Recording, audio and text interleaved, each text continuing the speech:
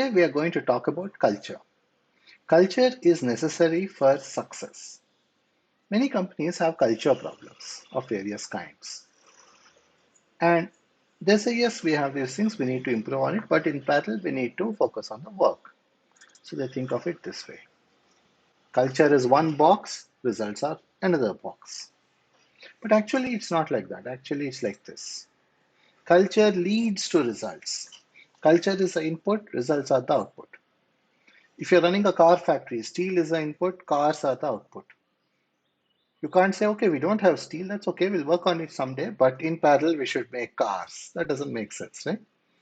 Let me give you an example of culture and how it affects work or work, lack of results.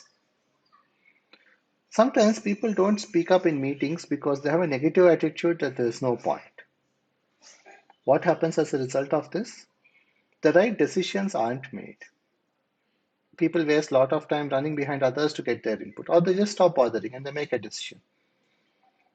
That defeats the point of having a team. The point of having a team is that multiple people sit together and make a better decision than any of us can by ourselves.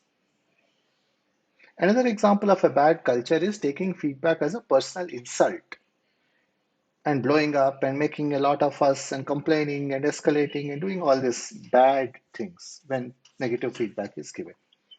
What is the result? Feedback isn't given anymore. People instead talk behind each other's back, which is actually worse than a culture of honest feedback, even if it hurts in the moment. And what happens when we criticize others behind their back? Trust breaks down. We no longer work with people.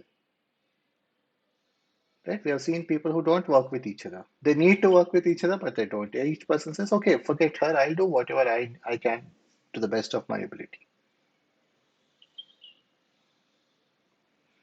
Another bad culture is when people don't take initiative to solve the problems we have and they needlessly complain when others do or they object.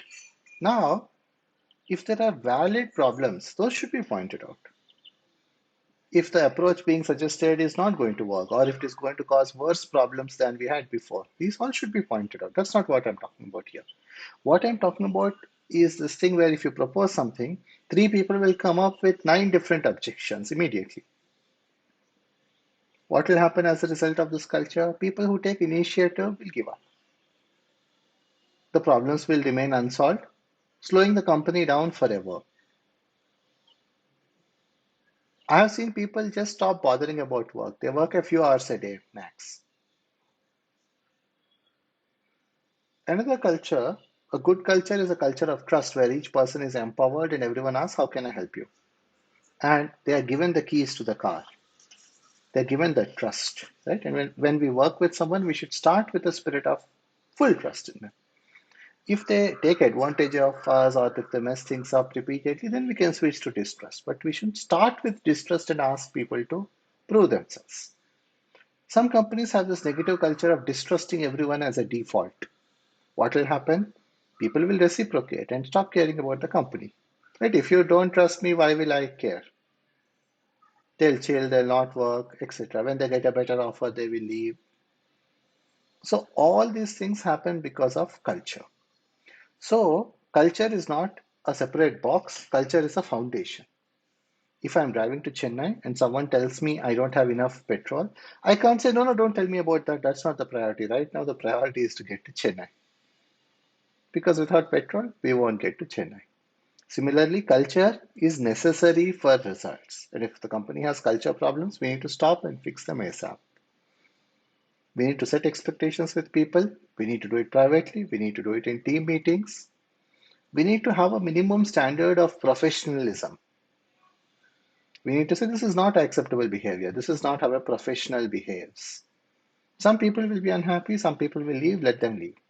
But you'll end up with a professional, high trust, high performing team that delivers results.